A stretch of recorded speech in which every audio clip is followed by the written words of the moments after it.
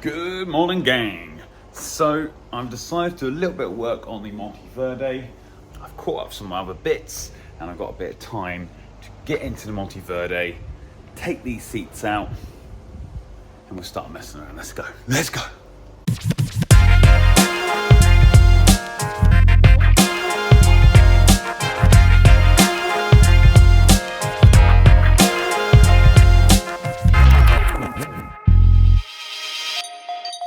Hello and welcome.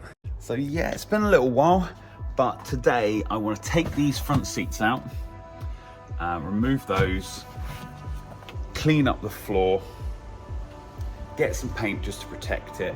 Just want to get some stuff moving on this project. So let's take the front seats out. I'm going to clean up the floor, give it a sand. I also want to paint the front seat bases and then start making this car look more like a car. I've been trying to find some of the bits I've got missing. For example, this piece. As you probably saw from the other videos, I am missing the plastic heater panel.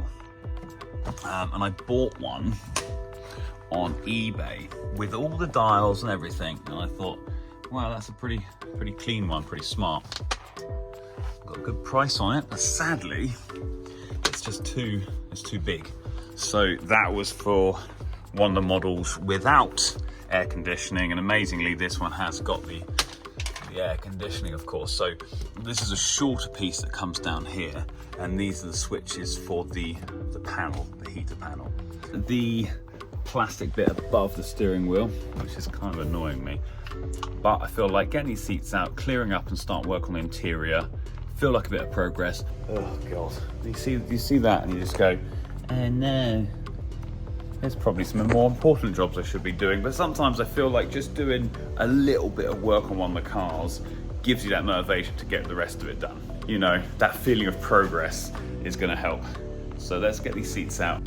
Well, that was actually not too bad getting those seats out. A little bit faffy getting some of the bolts, obviously on your own, you're trying to get one underneath and one on top of course as well. One thing I really did need in this exercise was an impact driver.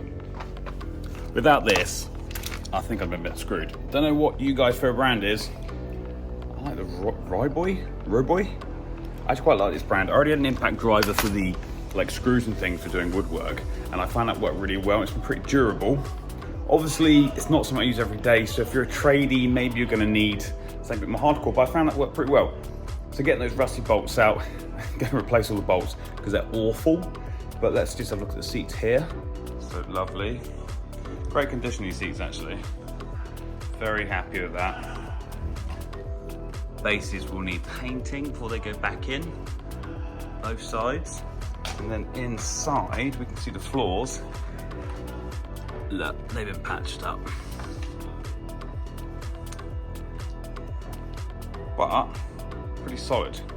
Solid floors. So I'm happy with that. Managed to find a hole here in the seal.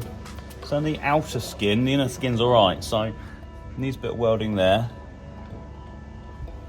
Plus all the stuff at the back. But I found a young enthusiastic fella who's gonna give it a try doing the welding on this. Then do the sound deadening, which I do really recommend if you are doing anything to Range Rover Classic, you've got everything else sorted on it. Insulating the back of the car makes a heck of a difference. So we'll go through that as well. I've gone for the Dodo mat. They actually do a special Range Rover Classic pack, which I will put a link in. I'm not affiliated with them, but they're nice guys, and it's made in Europe, which is nice, and designed in the UK, as they say. But anyway, this is sound deadening mat, which goes directly on the metal, which deadens the panel. So then for extra insulation, I've gone for a closed cell foam, which will just sort of not deaden the sound, but just give you that extra bit of insulation, which on these classics they do need, especially when you do the boot area. It really takes away some of that road noise. Big difference. I did it on my first classic, not my first classic, the one in the video we did before, which was the walk round. So I did that on that car and it really made a heck of a difference. I would recommend doing that one. Let's get into it. So that looks a little bit tidier, doesn't it? So we've just done the whole floors in there. Everything, gave it a quick sand first, just get the crusty bits of rust off, paint the whole thing with an anti-rust black paint. So I went for a rust control. It's got a gate on the front, so it's good at protecting gates.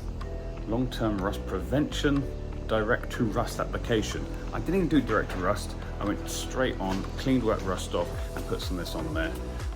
Quite a nice finish actually. Doesn't come out that thick, but not bad product. Again, I'll put a link to this down the bottom in case you want to do it.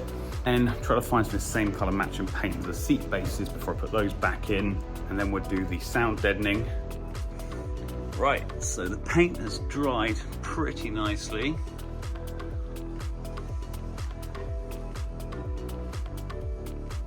I got excited, started laying out where it's gonna sit. Then what I'll do is I'll go over the rest of the areas, plane it all out, get all the pieces in position, and then stick it all down. That's the first bit, and then the second bit is the insulation. So we'll do all that first. Hopefully we have a nice sound deadened car to start with. Got a new welder, potentially. So he's gonna want to do the back part of it. So hopefully over the next couple of months, we might have a car that becomes solid. But for now, let's get on with this. The best way I find to put on this Dodo mat, or sound deadening with a different name, you half want to peel it. So you want to half peel back. You see what I've done there? Half peel back the top part, put it on, and you can slowly get into all the edges. Because the main thing you want to do is get a really nice tight fit. If you've got these ones little mini rollers, they work really well too, just to roll it up and down, just so it deadens the panel. You don't need to completely cover the floor, but obviously it's going to be a better sound deadening. You can just put one strip. You put one strip over, which covers the panel and deadens the metal. Let's carry on with this and see what we get on. So this is halfway through. So as you can see, sort of use the little bits to cover up small pieces and bigger pieces where you can get them in. So if this gives you any indication of what the difference it makes, you see how much that just deadens the panel. So that, with the extra insulation, just makes a world of difference. So yeah, look, I mean, that's the difference it makes on these things. So this is what I call the first layer of protection of the sound deadening, and the second layer is the closed cell foam. Got to be a little bit more careful with the closed cell foam, just because it's that much thicker. So when you're looking to put the carpet over the top again, it's just the fitments around the tight areas. So really, I'm probably just going to cover the main floor areas and cut out places around where the base is going to go. So it doesn't quite have the same coverage as this, because this is a lot thinner. So some of my advice doing this, a standing knife is very good, a cutting area of course, and then a roller. So on the rollers, like I said before, that'd be one of the good ones to do. But this is this makes a huge difference in Range Rover Classics, and I urge anybody, when they've got the inclination or time to do it, it makes it so much nicer and quieter inside the vehicle. And this one being diesel especially, you know, a little bit noisier, so you really want to change that sound and get it a lot quieter. So yeah, I'm quite happy with the progress. Get the rest of this done, get the sound deadening in, get the seats back. Might not get it all done this video, but we'll see how far we can get for it. Okay, so that's all in now. A little bit scrappy here, but it's just getting the curves nice. Don't forget to keep your holes for your seat. That's on the back like that. And we've done down the side panels as well. Place some Dodo mat as well. There's a closed cell foam. So see the difference. So a great product, I think. I've used it in camper vans before and I've had a really good result from it, because it does stop the moisture as well, which is quite nice. You do need that. But yeah, so just got a roll of Dodo mat.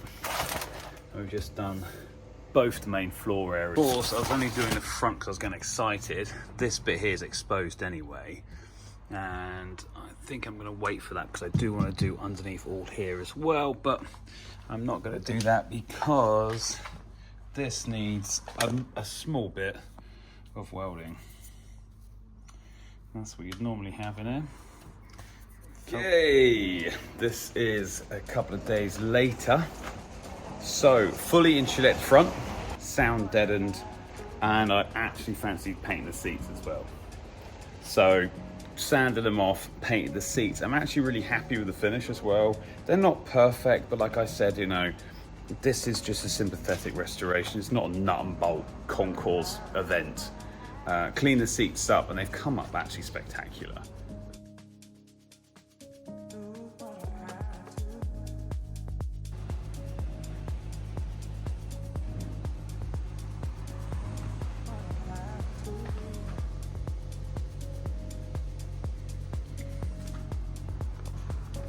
As you can see, we did the double layer. First did the panels and then the insulation.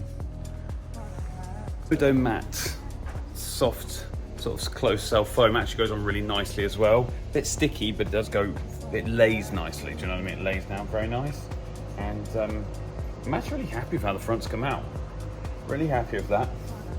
So then it's just a case of taking the back seats out and repeating the process. But I think we've seen enough for now. So let me know what you guys think. I think I did pretty well with those seat bases, got exactly the right color with those. And today we've even got a little helper in the back. Odie.